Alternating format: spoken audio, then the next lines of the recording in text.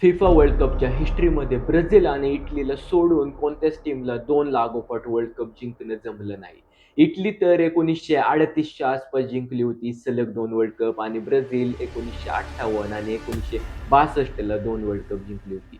तर 1962 नंतर अर्जेंटिना ही गोष्ट करून दाखवल का? सलग 2 लागोपाठ वर्ल्ड कप जिंकणं. लिओनेल मेस्सीने मागच्या वर्षी अर्जेंटिनाला फर्स्ट वर्ल्ड कप तर जिंकून दिला. त्याच्यात लिओनेल मेस्सीचंच फक्त चांगली कामगिरी नव्हती, तर डी मारिया पण चांगला खेळला होता. प्रत्येक लिओनेल मेस्सीच्या फॅन्ससाठी मागचा वर्ल्ड कप खूप महत्त्वाचा होता. 2022च्या वर्ल्ड कपमध्ये Enzo Fernandez, Lionel Messi, Paredes, Di Maria यांचे परफॉर्मन्स टॉप क्वालिटी होते. त्यामुळं अर्जेंटिना वर्ल्ड कप जिंकली. तो वर्ल्ड कप टेन्शनने भरलेला होता अर्जेंटिना फॅन्ससाठी आणि मेस्सी फॅन्ससाठी. वाटायचं भाई ही मॅच जिंकावा, ही मॅच निघावं, काहीतरी करावं मेस्सीने. मेस्सी मॅच जिंकावं. बट हा वर्ल्ड कप अर्जेंटिना फॅन्ससाठी इतका टेन्शनचा नसणार आहे. पोर्तुगाल फॅन्ससाठी टेन्शनचा असणार आहे. कारण लास्ट वर्ल्ड कप असेल रोनाल्डोचा. त्यामुळे पोर्तुगल फॅन्ससाठी हे टेन्शनचं आहे, की वर्ल्ड कप जिंकलंच पाहिजे. तसं अर्जेंटिनासाठी नाही. अर्जेंटिना वर्ल्ड कप जिंकू, नाही जिंकू काही फरक पडत नाही. बट ह्या वर्ल्ड कपमध्ये अर्जेंटिनाच्या स्क्वॉडमध्ये बरेच चेंजेस दिसतायत. लिओनेल स्केलोनी हा अर्जेंटिनाला भेटलेला one of the best coach आहे. लिओनेल स्केलोनीच्या अंडर अर्जेंटिना बऱ्याच ट्रॉफी जिंकल्या. आता वर्ल्ड कप, कोपा अमेरिका 2 जिंकली आणि लिओनेल मेस्सीच्या लाईफमध्ये इंटरनॅशनल ट्रॉफीज यायला लागल्या. ते लिओनेल स्कॅलोनीच्या कोचिंगमुळे. तर ह्या व्हिडिओमध्ये आपण चर्चा करणार आहे आणि एनालिसिस करणार आहे अर्जेंटिना स्क्वॉडचं. काय त्यांच्या वीकनेसेस आहे, काय त्यांचे स्ट्रेंथ आहे. अर्जेंटिना स्क्वॉड वर्ल्ड कप जिंकेल का नाही जिंकेल हे तुम्हाला ह्या व्हिडिओनंतर नक्की समजेल. तर चला व्हिडिओकडे वळूया.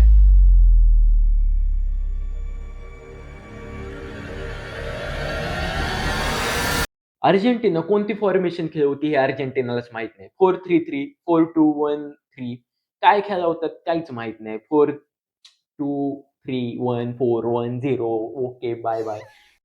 ये बड़ी अच्छी बात कही आप.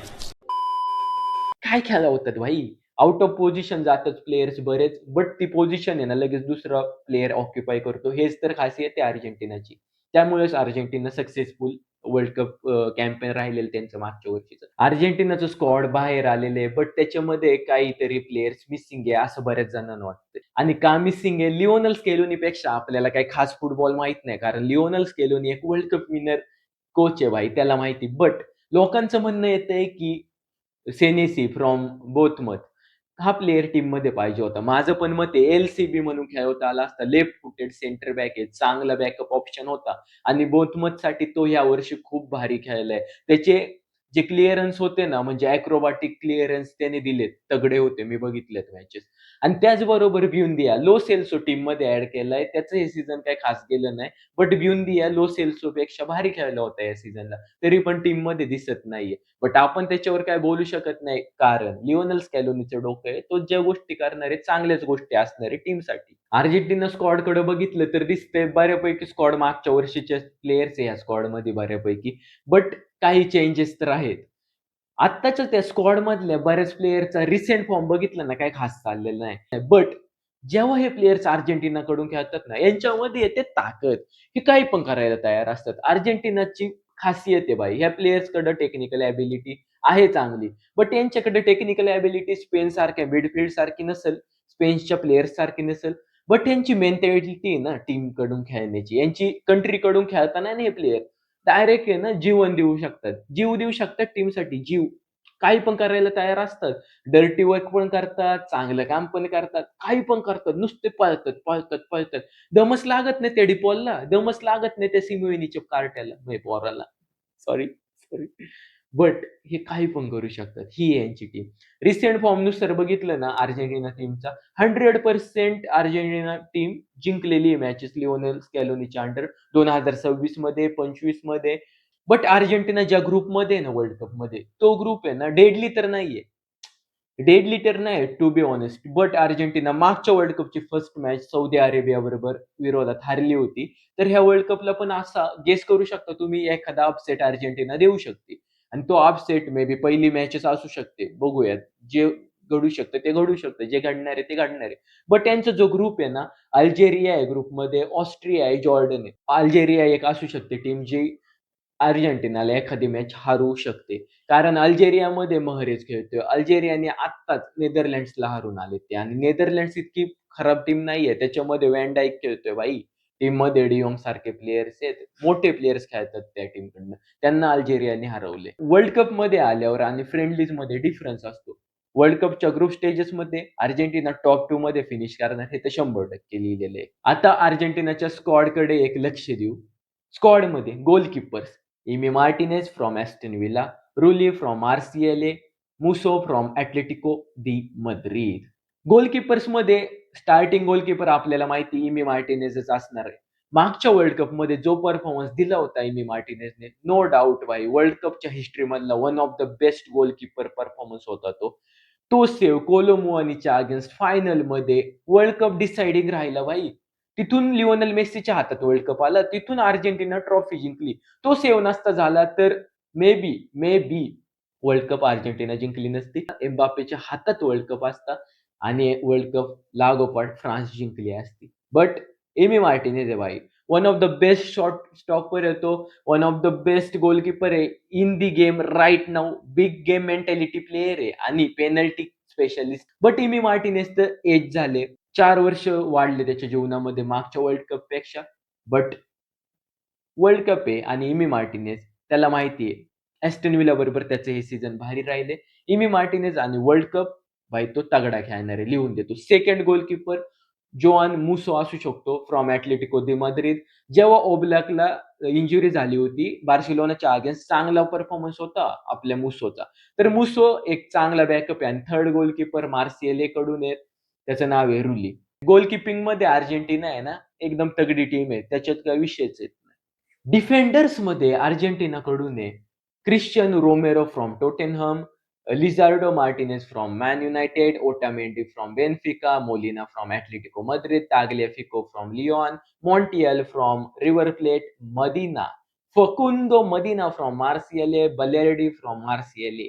बऱ्याच जणांना वाटत असेल किती तगडी आहे ना बॅकलाईन, किती तगडे डिफेंडर्स आहे. बट ओटामेंडी 100-150 वर्ष ओटामेंडी खेळतोय भाई ह्या टीमकडून. 150 वर्ष. एवढा म्हातारा ओटामेंडी ह्या टीममध्ये काय करेल, काय नाही करेल हे माहीत नाही. त्याचा पेस किती पडलाय मागच्या 4 वर्ष आधी वर्ल्ड कप होऊन गेलाय भाऊ. 4 वर्ष. आता 38 वर्षाचा आहे ओटामेंडी. 38 वर्षाचा ओटामेंडी फास्ट प्लेयर्स बरोबर फ्रान्स, स्पेन सारख्या अटॅकरला थांबवू शकतो का? हे आता टाईमच सांगेल. बट ओटामेंडी घेऊन येतो. Dirty work. पिचवर जे डर्टी वर्क होतं ना सगळं, याला फाऊल करा, त्याला धरा, शर्ट ओढून द्या फेकून. ते करतो ओटामेंडी आणि अशा प्लेयर्सची गरज आहे ना बिग गेम्समध्ये असते भाई. जरी ते येलो कार्ड घेत असतील तरी गरज असते हे काम करायची. बट एम्बापेला आता ओटामेंडी थांबू शकेल का? हा टाईमच सांगेल. ओटामेंडीला आपण म्हणजे अर्जेंटिना बॅकअपमध्ये खेळू शकते. स्टार्टिंगमध्ये कोण खेळेल? रोमेरो आणि लिझांड्रो मार्टिनेज ही जोडी, ही पेअर स्टार्टिंग 11चा हिस्सा असू शकते. बट काय माहिती जर लिओनेल स्कॅलोनीला वाटलं की ओटामेंडी त्याला टीममध्ये टाकायचा आहे, तो त्याला पण टाकू शकतो. रोमेरो आणि लिझांड्रो मार्टिनेज हे तगडे ऑप्शन आहेत. पण पण ह्या सीझनला रोमेरो जास्त तर इंजुरी प्रोन राहिलाय आणि लिझांड्रो मार्टिनेज पण इंजुरीमध्ये होतात. बट मॅन युनायटेड बरोबर त्याचं सीझन जरा चांगलं गेलेलं आहे. फुल बॅक्स म्हणजे राईट बॅक, लेफ्ट बॅक हे जे फुल बॅक्स आहे, हा ह्या टीमचा सगळ्यात मोठा विकनेस आहे. का विकनेस आहे? का विकनेस आहे? लेफ्ट बॅक भाई, लेफ्ट बॅक. लेफ्ट बॅक खेळणार आहे ताग्लियाफिको आणि फकुंदा मदिना. फकुंदा मदिना. भाई काय नाव आहे? फकुंदा मदिना. ये सब क्या देखना पड़ रहा है? अच्छा है मैं अंधा हूँ. तगडं नाव आहे. तगडं आहे भाई प्रोनाउन्स करायला. हे दोघं लेफ्ट बॅक आहे. ताग्लियाफिको कसा खेळेल, कसा नाही माहीत नाही भाई. मला रिअली माहीतच नाही. ताग्लियाफिकोच्या अगेन्स्ट येऊ शकतो लमीन यमाल. खाऊन टाकल ताग्लियाफिकोला. खाऊन टाकल. म्हणून लेफ्ट बॅक यांचे तर काही एवढे खास नाही. राईट बॅक पोझिशनला मोलिना. जे पण लोकं म्हणतील मोलिना काय तगडा आहे भाई, लाँग रेंजवर शॉट घेतोय, एकदम नवीन वालवर्देच आहे अर्जेंटिनासाठी. ती मॅच बघा बार्सिलोना आणि ॲटलेटिकोची. मोलिना काय तगडा खेळला. मोलिना स्टार्टिंगचा हिस्सा नव्हता. स्टार्टिंग 11 मध्ये नाही खेळला. कायम त्याच्यावरती लोरेंटे खेळवलाय ॲटलेटिको मद्रिदनी. तर मोलिना आहे ना ऑफेन्सिव्हली चांगला असेल पण डिफेन्सिव्हली तितका चांगला नाही खेळत. त्याच्या अगेन्स्ट आहे ना चांगले चांगले प्लेयर्स येणार आहे. वर्ल्ड कप आहे, फ्रेंडलीज नाहीये, कोपा अमेरिका नाही, हा वर्ल्ड कप आहे भाऊ. इथं तगड्या गोष्टी होऊ शकतात. इथं पडतात रेड कार्ड, येलो कार्ड. अच्छा. तर मोलिना मला काही खास करताना दिसत नाहीये. बट ते लाँग रेंजर शॉट्स काही टीमसाठी आहे ना डेंजर असू शकतात आणि असले पाहिजे. राइट बॅक मोलिना तर आहे, पण त्याला बॅकअपला आहे आपला एक राइट बॅक आहे. त्याचं नाव आहे मोंटियल. मोंटियल रिव्हर प्लेटकडून खेळतो. काय फॉर्म आहे त्याचा, काय नाही, काहीच खास नाहीये. रिॲलिटी ही आहे मोंटियलचा फॉर्म काय खास नाही. बट मी तेच बोललो ना, हे प्लेयर जेव्हा अर्जेंटिनाची जर्सी घालतात ना, यांच्यामध्ये आत्मा येते, भूत येतं डायरेक्ट. हे खेळतात म्हणजे खेळतातच. हे टीमसाठी जीव द्यायला पण तयार आहे जसं मी सांगितलंय. हे टीमसाठी ना सगळं डर्टी वर्क करायला तयार आहे. हे टीमसाठी आहे ना काही पण करायला तयार आहे. काही पण. फक्त यांना ट्रॉफी पाहिजे. त्याच्यासाठी हे काही करतील, जीव घेतील, जीव देतील पण. असे प्लेयर्स आहे. 90च्या 90 मिनिटं पळतील. एकटा लिओनेल मेसी जाग्यावर उभा असेल, बाकी सगळे पळकुटे पळणार, मजुरी करणार, पण ट्रॉफी घेणार, मॅच जिंकणार हे यांचं काम आहे. अच्छा. राइट सेंटर बॅकला क्रिस्टियन रोमेरो आणि बलेडी हे रोटेशनला खेळतील. सगळ्यात मोठा फॅक्टर आहे ना ह्या टीमचा. जरी हे फास्टर डिफेंडर नसतील, तरी स्मार्टेस्ट वन आहेत. हे स्मार्ट आहेत आणि स्मार्टनेसच मोठ्या मॅचेस जिंकण्यामध्ये कामी येतं. ह्या टीमकडे मिडफिल्डर्स आहेत. Barco from Brighton, Palacios from Leverkusen, De Paul from Inter Miami, Paredes from Boca Juniors, MacAllister from Liverpool, Enzo Fernandez from Chelsea, Lo Celso from Real Betis. सगळ्यात महत्त्वाची गोष्ट आहे, मागच्या वर्ल्ड कपला डिपॉल, एन्झो फर्नांडिस आणि मॅकॅलिस्टर हे 3 मिडफिल्डर त्यांनी खेळवले होते अर्जेंटिनाने. ह्या वर्ल्ड कपला पण 99% चान्स आहे प्लेइंग 11चा हिस्सा हे 3च डिफेंडर 3च मिडफिल्डर असणार आहे. 99% चान्स आहे याचा. बट बॅकअपला जे प्लेयर्स आहे ना, लो सेल्सो झालं. लो सेल्सो ऐवजी हे बुंदियाला घेऊन येऊ शकत होते. ब्युएंदिया काहीतरी प्रोनाउन्सिएशन चुकीचं आहे. बट लो सेल्सोचा जो फॉर्म आहे रिअल बेटिस बरोबर काय खास केलं नाही. बट हा काही पण करतो वर्ल्ड कपमध्ये जसं मी सांगितलं. काही करतात ते. कोणते प्लेयर आणा, तगडे खेळणार, जाणार. मागच्या वर्ल्ड कपला यांचे 4 वर्ष कमी होते आयुष्याचे. त्यामुळे आता एज फॅक्टर तर असणार आहे. बट टेक्निकल एबिलिटी, एक्सपिरियन्स तर वाढलाय आणि एन्झो फर्नांडिसचं हे सीझन तगडं होतं, चांगलं होतं. मॅकॅलिस्टर टेक्निकली स्ट्रॉंग प्लेयर आहे, खूप चांगला आहे आणि डिपॉलचे लाँग बॉल्स भारी असतात. जे डर्टी वर्क होतं ना ओटामेंडीवालं, तेच डिपॉल पण करतो. तेच परेदेस पण करतो. ॲज अ डी-एम-एफ परेदेस पण दिसेल तुम्हाला. परेदेस असेल, डिपॉल असेल, पलाशिओ असेल, बार्को असेल, मॅकॅलिस्टर असेल, एन्झो फर्नांडिस, लो सेल्सो सगळे चांगले खेळणारे. यांची एबिलिटी ना तितकी चांगली नसेल स्पेनवाले मिडफिल्डरसारखी, पोर्तुगल, फ्रान्सवाले. बट हे आहे ना ऑफ द बॉल सगळं डर्टी वर्क करणार. ऑफ द बॉल हे बॉल विन करण्यासाठी प्रेसिंग तगडी करतात. बाय अर्जेंटिना सगळं करतं. अर्जेंटिना आहे भाई करतं म्हणजे करतं. या वेळेला डिपॉल मिडफील्डमध्ये तुम्हाला एन्झो फर्नांडिस प्लेइंग 11 मध्ये दिसेल. बार्को आणि लो सेल्सो त्याला मध्ये आधी रोटेशनला खेळवले जातील. डिपॉल, निको पाज आणि पालेशिओ हे रोटेशनने खेळवले जातील. निको पाज मला प्लेइंग 11 मध्ये पाहिजे कारण त्याचं हे सीझन राहिले ना. हे सीझन त्याचं one of the best season. वयच काय भाई त्याचं बेस्ट सीझन होतं. एन्झो फर्नांडिस आणि डिपॉल आहे जरा इंटर मियामी बरोबर खेळतोय भाई डिपॉल. तर त्याचा तो डिपॉल राहिला नाही 2022 वाला आता. बट डर्टी वर्क तर करेलच तो. त्याच्याऐवजी निको पाच खेळवल्यांनी तर चांगलं होईल. मॅकॅलिस्टर आणि परेदेस हे रोटेशनने खेळू शकतात. मॅकॅलिस्टर हा कंप्लीट फुटबॉलर आहे. कारण ड्रिबलिंग स्किल पण आहे, तो आयक्यू पण आहे, पासेसवाला. कंप्लीट. यांची one of the best midfield असू शकते जगातली. आता ऑन पेपर दिसते चांगली. बट कशी खेळेल? स्पेन आणि पोर्तुगलवाली क्वालिटी नाही. आत्ता लिहून देतो क्वालिटी नाही. बट हे चांगले खेळू शकतात. यांच्या मिडफील्डची बिगेस्ट स्ट्रेंथ काय माहितीये का? बॅलन्स. टीममध्ये बॅलन्स चांगला आहे. वर्क रेट चांगला आहे. पोरं पळतात. एकच पोरगं उभा असते लिओनेल मेस्सी. टेक्निकल क्वालिटी टीमची चांगली आहे. ऑन दी बॉल लिझांड्रो मार्टिनेज चांगला खेळतो आणि ऑफ दी बॉल अख्खी टीम चांगली खेळते. एक्सपिरियन्स आहे ह्या टीममध्ये आता. 2022 मध्ये नवीन पोरं होती. बट आता पोरं जरा टिकलीत, मुरलीत. त्यामुळे एक्सपिरियन्स आलाय प्लेयर्समध्ये. आता अटॅकर्सवर नजर मारली ना, तर लिओनेल मेस्सी. भाई तुमच्या टीममध्ये Lionel Messi as a attacker. Lionel Messi म्हणजे 2-3 प्लेयर तिथंच झाले. तुम्ही 11 व्हर्सेस 11 नाही खेळत. तुम्ही 15 व्हर्सेस 11 खेळता. 3-4 प्लेयर लिओनेल मेस्सीमध्येच घुसतात. लिओनेल मेस्सी प्लेमेकर आहे. लिओनेल मेस्सी स्कोरर आहे. लिओनेल मेस्सी एव्हरीथिंग आहे भाई. डिफेंडिंग पण करेल जेव्हा गरज पडेल तेव्हा. सगळं करतो लिओनेल मेस्सी. म्हणजे Lionel Messi is Lionel Messi. Messi is Messi. Messi. वाह क्या एक्टिंग कर रहा है. Julian Alvarez from Atletico Madrid, Lionel Messi from Inter Miami, Nicolas Gonzalez from Atletico de Madrid, Nico Paz from Como, Simeone from Atletico Madrid, Almada from Atletico Madrid, Lopez from Palmeiras. पल्मेरासचा player आहे Lopez. भाई Atletico मद्रिदचा attack नाही वाटत हा. Left winger म्हणून Thiago Almada खेळू शकतो आणि सिमिओनी लिओनेल मेस्सीला ॲज अ रोटेशन खेळू शकतो राईट विंगर म्हणून. आणि जर हा वर्ल्ड कप जिंकायचा आहे अर्जेंटिनाला, युलियन अल्वारेजला भारी खेळावं लागणार. युलियन अल्वारेज बरोबरच त्यांचा जो दुसरा प्लेयर आहे लौटारो मार्टिनेज. तर लौटारो मार्टिनेजला पण त्याच्या पीकवर यायला लागणार आहे, कारण मार्टिनेजचा तो फॉर्म आहे ह्या वर्षीचा इतकं खास नव्हतं. सिरियसली अटॅक आहे ना ह्या टीमचा विकेस्ट पॉइंट आहे. अटॅक विकेस्ट आहे. अर्जेंटिनाचा कधी अटॅक वीक नव्हता, बट आता दिसतोय अटॅक वीक आहे. जर लिओनेल मेस्सीचा एज फॅक्टर येऊ शकतो मध्ये, 38-40 वर्षाचा होता आला लिओनेल मेस्सी. वीक तर आहे ना भाई. टू बी ऑनेस्ट लिओनेल मेस्सीचा पेस तो राहिला नाही.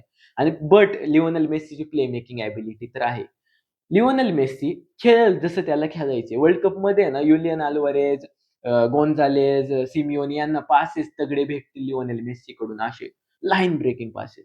फक्त यांना फिनिशिंग करायची, हे यांचं काम आहे आणि ते बहुतेक करतीलच. बऱ्याच लोकांना वाटतंय लिओनेल मेस्सीचा हा खराब वर्ल्ड कप जाईल. नाही भाई, मागचा वर्ल्ड कप पण म्हटले होते लोक की हा खराब जातोय, बट गेला नाही, भारी गेला ना. हा वर्ल्ड कप पण भारी जाईल. लिओनेल मेस्सी अर्जेंटिनाचा बेस्ट प्लेअर होता मागच्या वर्ल्ड कपचा. Player of the tournament Lionel Messi झाला होता.